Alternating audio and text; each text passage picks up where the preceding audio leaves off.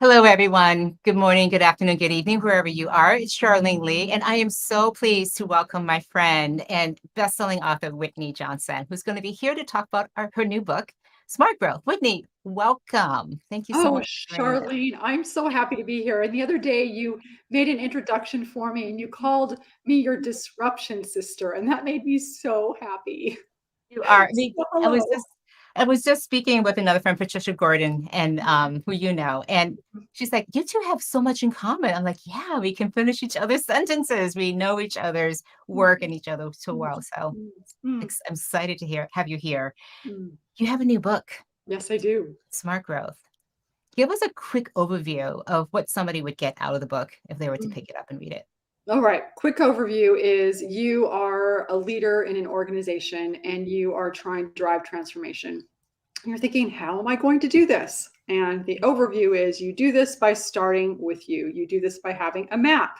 And the S curve of learning is that map, this simple visual model of what growth looks like. And it's based on the S curve that was popularized by Everett Rogers, where you've got the launch point, the sweet spot, mastery, and it helps you understand the emotional journey or arc of growth. And once you know where you are in your growth, you increase your capacity to grow. And so you start with yourself. And then once you start to grow, you make it possible for the people in your team, in your company to grow. And when everybody in your organization is transforming themselves, then your organization will automatically by default transform. Hmm. Yeah, you had this great comment, and it's the fundamental unit of growth in any organization is an individual. So Mhm. when you're trying to transform an organization, you think you're transforming the organization, but it's actually people Yes, that you're trying. exactly. And Charlene, I came across a quote a few weeks, maybe months ago now. Carol Kaufman, who is Institute of Coaching, who I know you know, and she's now does a lot of work with Egon Zehnder. And she shared with me this quote, this survey that was done of 1,000 CEOs. You are going to love this. So, survey 1,000 CEOs, and they asked them the question. Do you believe that in order to transform the organization, you also need to transform yourself? Ask them that question. Well, 80% of those CEOs strongly agreed, 100% agreed. So you and I are both like, well, yes, of course, you wrote the disruption mindset. But here's the interesting part of this. Prior to the pandemic, that number was only 26%.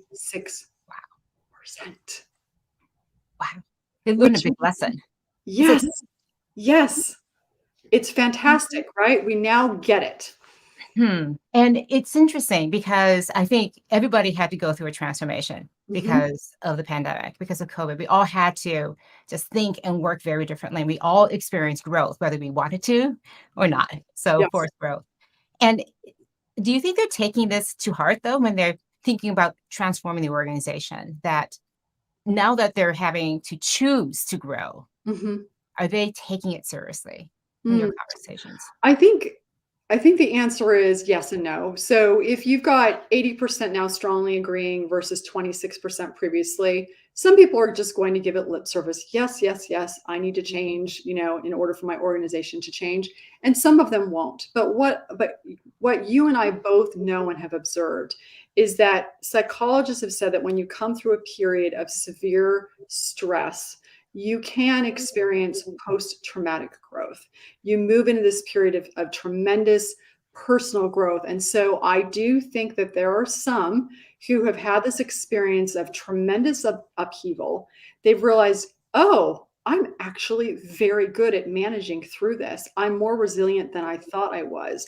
They realized that in the process of this, they changed and they got practice changing and realized I can do this. And therefore, we were able to manage through this. So I'm going to do this more deliberately and make it possible for the people around me to do it more deliberately. So the answer is yes and no.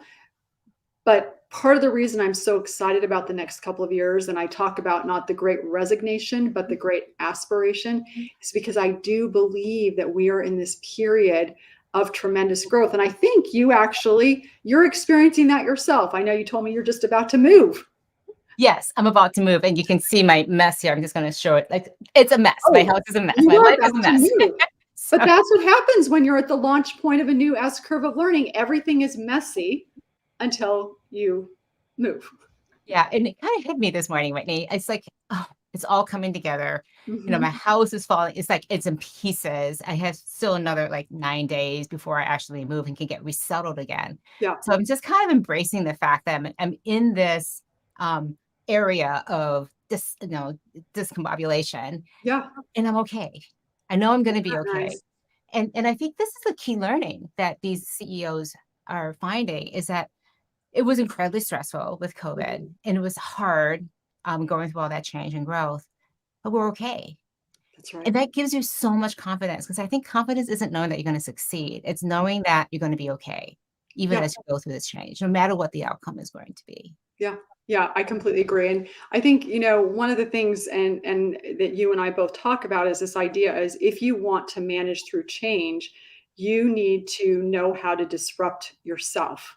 And I think about disruption I know we think about it slightly differently, but it's still very complementary, is this idea of you're just stepping back from who you are today to slingshot into who you want to be. And they can be these micro changes, but that ability and willingness to adapt allows us in that moment of upheaval writ large to feel like I got this. This sense of agency, this sense of I can act and not be acted upon. And I think that's very powerful. And then I would layer in this S curve of learning is meant to help people orient themselves and say, I am doing something new. I'm at the launch point of a curve and I feel uncomfortable. I feel discombobulated. Best word ever, Charlene. I feel impatient. I feel overwhelmed. And this is exactly how I'm supposed to feel from a neuroscience perspective, from a biological perspective. I'm supposed to feel this way. This is normal. And that gives us comfort. And what I was finding so interesting about that launch point when you're exploring, collecting, you go slow, you Yeah. slow down. And our inclination as I'm sorry, insecure overachievers. It's Yes. to Well rush said. through this because it's uncomfortable. I don't know. And I just need to get to the point. I need to get to the sweet spot as fast as I can. So Mhm. my question is, how do you know that you're going slow enough? Mm. How do I know that I'm taking the time? Because it feels, am I giving myself the time and Yeah. space? Am I being uncomfortable enough? How do I know that I'm going slow enough? Oh, that is a great question, Charlene. So let's just riff on this for a second because I don't know that I have a definitive answer. But the thought that's coming to me as you're asking that is when we have those moments, at least I'll speak for myself, when I have that moment of I've got an open loop and I just want that open loop to close, which is me being impatient at the launch point of the curve. And there's these things that I feel like I have to do, like I'm compelled to do it, that is an indication to me that I'm not going slow enough. And usually I can have truth tellers around me call it out and be like, hey, slow down, think about it. You're safe. And so this is partly of us Mhm. not feeling safe. The insecurity makes us not feel safe. You're safe. It's going to be okay. You can figure it out. And then we're able to slow down and not do the thing that we think we should do because that's the thing we absolutely shouldn't do right in that moment. And then we breathe and we stay in that place a little bit longer. We get uncomfortable a little bit longer. And that allows us to do the work that we need to do. And then I think we know, we can say, okay, now it's time. Now it's time to move forward. It takes a lot of work, but I think we can get there. What's your thought when I say that? It really resonates with me. And Mhm. my thinking is, if you're talking about transformation in an organization, Yeah, our need is to go fast in the transformation. And you talk about how, 10, 20% of the people are probably at this phase of launching. yeah. And at the end of the book, you talk about the ecosystem. And also throughout, you talk about how it's important as leaders, how do we recognize when individuals are going through these stages? And especially at the launch phase, to give them that space, Yeah. to give them that time, not put the performance metrics on them right away. I think you Yeah. were talking about this one guy who was a CIO at Four Seasons. Yes, exactly. Yeah, like, don't worry about it. Take your time. Take 6 months to figure out what your job is going to be. That was astounding to me. Yeah, I agree. How can leaders give, I mean, they have to report out earnings and stuff. Like, how do they have the capacity to do Mm, that? Especially when you have to transform. Do you yeah. have 6 months to give people to? go and find themselves and find what that sweet I spot is don't going know to that be? you always have 6 months, but I think that you have more time than you think you do. So the person you were talking about is Marco Tricocci. He's a CIO at the Four Seasons. And when he first started, he went to his boss. He's a chief, information officer. He wants to get stuff done. And his boss says, just get to know people, just figure things out, just see the lay of the land. And so, even though we may not have 6 months, I think even if you can give people 3 months and say, and then part of the giving the people 3 months is, what's your script to talk your manager through it? Because you might be very willing to give them 3 months because you know that that investment makes sense. They're going to see things, they're going to observe things, they're going to make the relationships that they're going to need in order to get buy-in to do what it is they want to do during that time. But what I would recommend in that instance is that you then, as a manager, have a conversation with your manager and you have a script and you're able to say, hey, we brought this new person on. We need to give them 3 months just to be at the launch point of the curve and get the lay of the land and figure out if they're even in the right role. We think they are, but let's just do a big experiment and see what we learn and let them observe and see what kind of questions they ask and how that will lead to innovation. Hmm. Now, I know it's going to feel a little bit painful to you, oh, great manager. But if we do that, I think the ROI is going to be there. So can you support me through this? And then what you've done is you've closed the loop for yourself and made yourself feel comfortable being at the launch point of letting this person be at the launch point. But you've also given your manager a script to talk their manager through this. And everybody, what's happening here is that you're now deactivating the fight or flight response, deactivating the cortisol, because you're saying it's all safe. We got this. We're going to figure it out. We're just going to be in this place for a little bit of time. So Hmm. that's how I would think about it is, just helping deactivate everybody's fight or flight response, activate the parasympathetic nervous system by talking them through what you're doing. I love that. Again, it makes so much sense. And I would almost frame it as this is an investment we're making, Yes, right? This is exactly. an investment we're making for the future success. Because we Mhm. could throw this person into the deep end and they're just going to respond and get lots of things done. But is that going to set them up for the long-term gains you want to have? Probably not. Right. Right. And you're going to be so much more effective if you take this time to get your footing, form those relationships. Yeah, and one other thing I would add, Charlene, is that I was thinking about someone I coached who's in the finance function, and she had a boss who told her to do that. She was very uncomfortable doing it. So as a manager, you also need to coach your people through say, I'm going to ask you to do this, and you're going to keep wanting to show up and telling me all the things that you're doing. Say, no, I want to know what you're learning. That is your job, is to report back to me on what you're learning. So there's some coaching that has to take place on the part of the manager as well. So I love that launch space, but I want to talk briefly about the sweet spot, and then Yeah, I really want to talk about the final stage. yeah.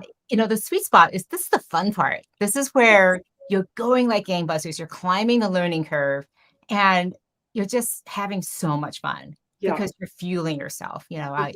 I love you talk about this, that learning is the oxygen for human growth. And how do you keep, and you talk about focus, Mhm. and this is such a key part Yeah. of this area. Why is that so Yeah. important? So one of the things that happens, Charlene, is if you think about, I use this mnemonic of CAR. So I've played with self-determination theory and say C is competence, A is autonomy, and R is relatedness. So I feel like I'm good at what I'm doing. I feel like I have control over what I'm doing, and I feel related and connected to what I'm doing. So you're in this place of everything's working. And so when you're in that place, everybody's looking at you and saying, that's Charlene. She is a high performer. She is a star. She is going places. And so then everybody starts giving you stuff to do. Hey, Charlene, can you take that on? Hey, can you take, hey, can you take, and before you know it, you're not doing 3 things or 4 things, which is optimal. You're trying to do 10 things. And if you're trying to do 10 things, as you know, because you're trying to move right now, you don't do anything very well. And so when you're in the sweet spot, what I mean when I say focus is that you need to, you've done all this messiness. You now know a few things you're going to focus on. You need to stay focused on those which means you prioritize, you help your manager prioritize so that you can get to the top of that S curve in whatever it is you're doing. And Hmm. from a manager perspective, when I talk about focus, because you're doing such a good job, it's easy for me to not think about you or worry about you because I'm worried about the launch pointers. Oh no, I got to get them training. I'm worried about the mastery people because, oh no, they're going to leave or they're going to underperform because they're bored. So I ignore the sweet spotters. And so you want to focus as a manager on the sweet spotters by continuing to stretch them and to just acknowledge the really good work they're doing. Hmm.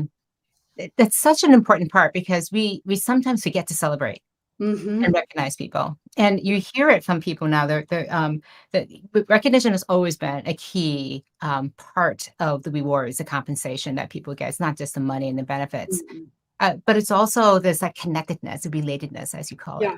it. Yeah. That's beautiful.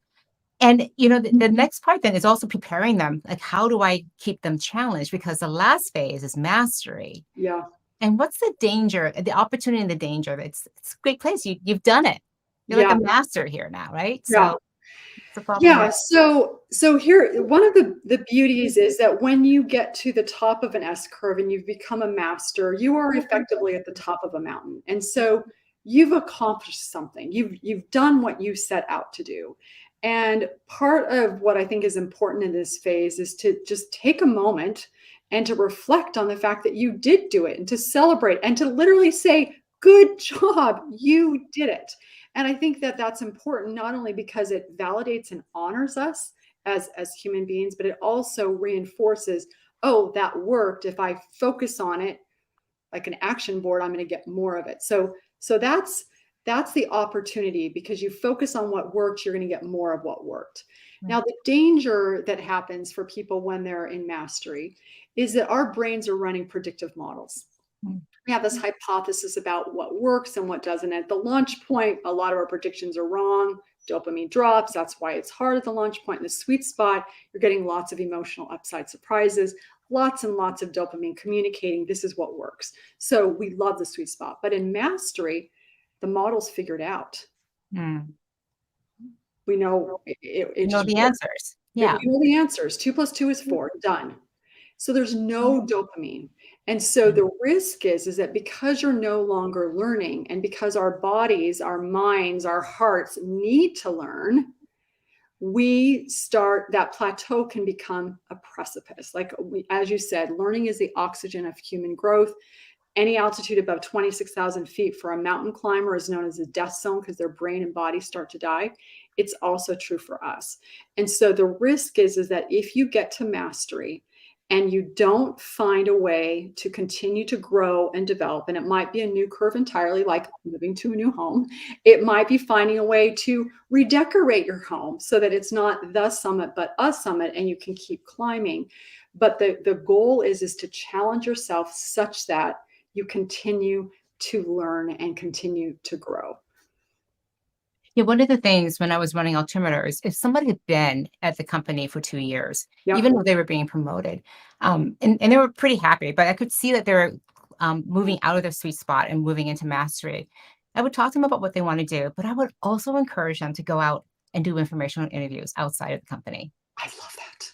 And so, and they're like, why do you want me to leave? I'm like, no, no, no. This is like, go itch that scratch. Yeah. Yeah. Because like, oh, scratch that itch. I was reversing scratch that itch and go explore Uh-huh. because you might find that it's really good and you continue your growth curve. And I will 100% support that. I just ask that you help me find your replacement then. Yeah. But you may bring back some new ideas. You What may happened? find things you What didn't. happened? Do you have it? Do you have a memory of someone who did go out and do that? Tell us a story because this is a Absolutely. great Yeah, this example. person went out, was really interested in doing something completely different. Came back and like, yeah, I looked at that and I thought it was all this glamorous, grass is greener. And it's not, it's like all the things I don't like about work are a big part of that job. Yeah. And I just don't Yeah. want to do it. But there are things I want to change about my job. There are things that I Mhm. want to do and explore. This is where I think my edge is going to be for growth. And I the best thing I learned, the most important lesson I learned at Harvard Business School was to think about your career in 18-month increments. Mm. Because the first 6 months you're learning, next 6 months, you're just like figuring out where you are. The Yeah. next 6 months are in that sweet spot. And the last 6 months you're in mastery and you're going to get really bored. Yeah. So have an idea of what you're knowing that you're going to have to go through this S curve again, go through that learning curve again. You're going to have to continue to challenge yourself. And that has helped me so much Yeah. to recognize. And you've provided a map now to Yeah. actually articulate that. So Yeah. thank you. Oh, thank you. And it's interesting hearing you say this. And I remember when you came on my podcast and you talked about these 18-month cycles. In my mind, I think of it as being typically a little bit longer, but in your experience, is it actually 18 months? You think it moves that fast? That's your benchmark. Well, 18 months is when you reach the max. You're peaking at your sweet spot. Yeah. It Okay. kind of depends on the person and depends Right. on the job. Yeah. But yeah, it takes about 6 months to Mhm. figure it out, a month of learning and mastering the job, and then you reach mastery. And so you can hang out in there for a little while, Yeah. but that's when you have to start looking. And Mm. it really matches well to your S curve. Again, if you're managing people, that's much longer Yeah. trajectory because managing different levels takes so much longer to master. You're Right. just kind of incompetent the first time you begin managing people because you've never done this before. Yeah. Yeah. And Yeah. people have to put up with a lot as you're learning that whole area. It's true. Having been through that, just Mhm. the learning curve when you start Mhm. managing people is Mhm. just tremendous. Mhm. Mm. Yep. Yeah, it's so interesting too. This one of the things I find fascinating, Charlene, is we have an S curve insight tool that allows you to see where you're presenting on the curve. Are you at the launch point, the sweet spot, mastery? And I do find sometimes that people are presenting in mastery, but they're not actually in mastery. They're presenting in mastery as a domain expert, but not recognizing, hey, there's all these soft skills, all these managerial things that you need to do in order to actually move into mastery. And so it's always interesting of looking at a role, especially if you're a manager, am I in mastery just as a domain expert, or am I actually in mastery with all that requires? It's not just me getting up the mountain, it's everybody on my team getting up the mountain. Interesting. So this is again, that transformation and growth is an individual path. So it's Mm. not just about transforming yourself as a leader, but you got to look at your team and go, am I transforming everybody here? Yeah. Is Yeah. everybody on a growth path someplace? And Right. maybe Right. manage that. Right. And That's wait, not can I just compliment please. you for a second? I just love what you did at Altimeter and you had those conversations. And I wanted to call something out that I think is interesting. My hypothesis based on what you just said is that when you were willing to say, hey, go to these information interviews, go see what else is out there, you opened up the conversation so that it was safe for them to come back and say, well, I do want to be here, but I'd like to change some things. And by saying that, it made it so that they believed that they could have the conversation. Is that accurate? Yeah, that's true. But actually, it would have a different conversation. And No. through the hiring process, I would say to people, the first day you start, we're going to talk about the last day of work. We're going to talk about your last day on the first day, meaning Mhm. I know you're not going to stay here forever. So let's not pretend that you're not going to keep growing. This is not Mhm. going to be the end job that you have. Mhm. And so my commitment to you is that I will support your growth, whether it's here or someplace else. I mean, we're a tiny little firm to think that Yeah. I could support your growth forever. But we're going to have a constant conversation about where you are in your growth. Like, Mhm. what are you thinking? What do you want to grow? And as far as possible, as much as possible, I want to give you those opportunities. Yeah. Mm. And So good. when we can no longer do that, then I will open up my entire resources, my network, everything to help you find that next position where you can Mm. continue to grow. And what Mm. I ask in return is that you let me know more than 2 weeks and that you also, help Right. me find a replacement. Right. So not everybody always takes you up on that, but Yeah. to just even have that offer out there to Mhm. tell people, I recognize that you are a human, that you want to grow, Yeah. that this job is in the context of a much longer career. It's only one part of your life.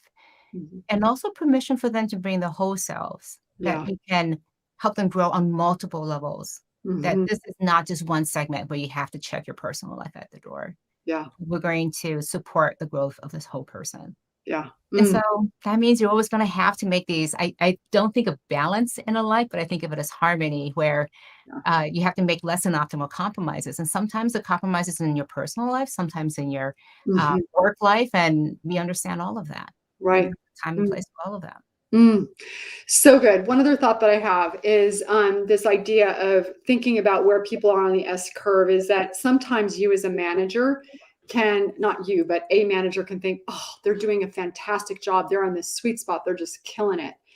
And the fact is they might feel like they're in mastery and they're bored and they're ready to do something new. And if you feel like you think of, your career is about, there's an optionality. Do I think there is growth upside? And it's important for me not to know or believe where you are. I need to know where they think they are, because where they think they are is going to predict their behavior, not where I think they are. Hmm. It just reminds me to think that, as an analyst, I would just get bored. I would like Yeah. take on a new area and I would Mhm. get like, okay, I figured out the whole thing. And I Uh, look like, what else? Like, that looks really interesting. I want to go explore that. But what do I do with my existing coverage area? So I got really good at finding other people who wanted to take on an existing oh, coverage area. So I'm like, hey, would you like to take over search engine marketing? Yeah, that's a great area. So much happening there and everything. I'm like, great, you can have it. I'm going to go look at the other stuff wow. So here. you got really good at handing it off. Mm-hmm. I mean, people love taking on, Mhm. lucrative areas that just need to be farmed. I'm like, great, go be a farmer because it was a growth area for them. Uh, Yep. but Oh, I I wanted love to go and look at these other areas. So that. that's how I stayed. This is why my longevity as an analyst, I've been an analyst now for 20, going on 23 years. And it's because I have that renewal process constantly to look at new ideas. Mhm. So like I love the whole digital transformation space, but I'm like, I am really tired of it.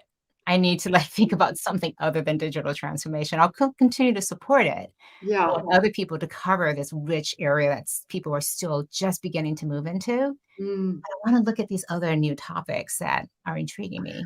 So your sweet spot is being at the launch point of the curve when it comes to research. Yes.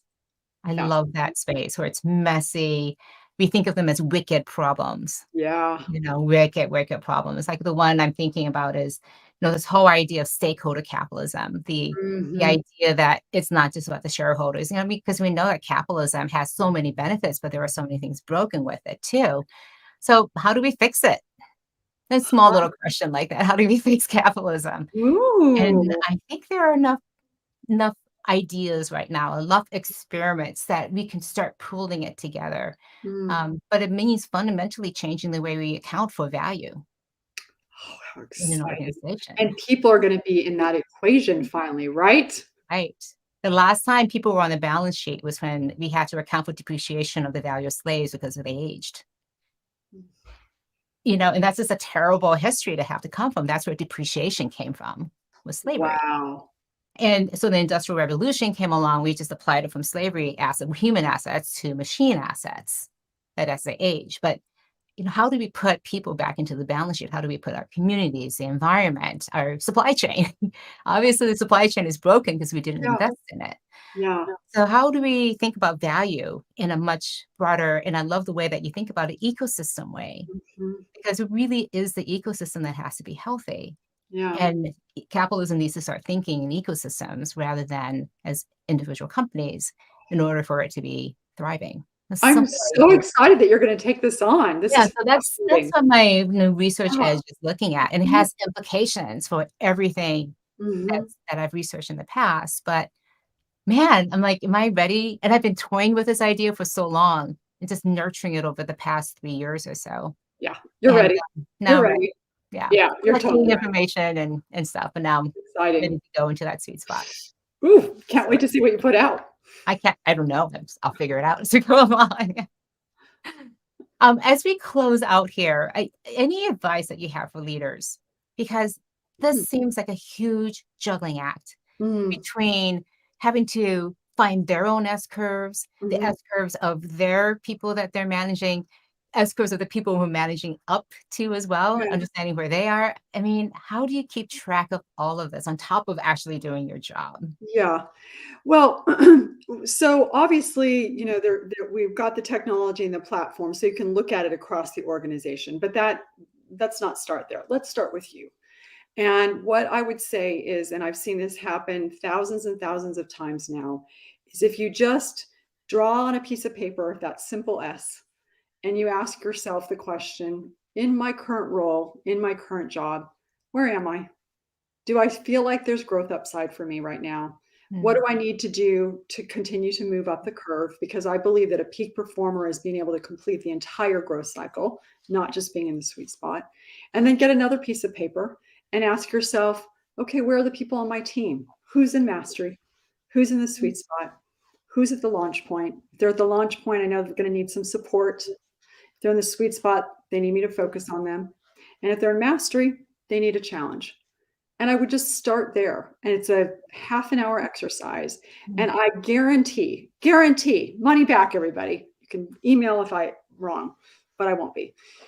You will come up with one or two ideas of things that you need to do differently, either for yourself or for someone on your team. mm, And that's a start. And if you have a lot of people inside of an organization doing that, you start to get movement. So mm. that's where I would begin. Draw That's the so interesting, especially for a leader of leaders. They're Mhm. going to see this practice and then replicate it for their teams too. That's And right. this is how you begin to transform. That's Yes. right. I love the pragmatic advice that you give. Oh, And me it's too. all backed by science and research. So, Yep. Whitney, I'm just going to put up here just so people can find more information about the book. So at smartgrowthbook.com. Mhm. And again, thank you so much. Any last words that you want to share? Yeah, I think my final last word would be is just remember that this S curve helps you understand the emotional arc of growth. It helps you understand what it looks like. And when you know what it looks and feels like, you can increase your capacity to grow. And 2022 is going to be the year of the great aspirations. So go out there and grow. Right. Thank you so much for joining us again, Whitney. Thank you so much for your time and your wisdom. It's been Oh, great thank you for talking. having me, Charlene. Super Right. fun. Thanks everyone for joining. Talk to you soon.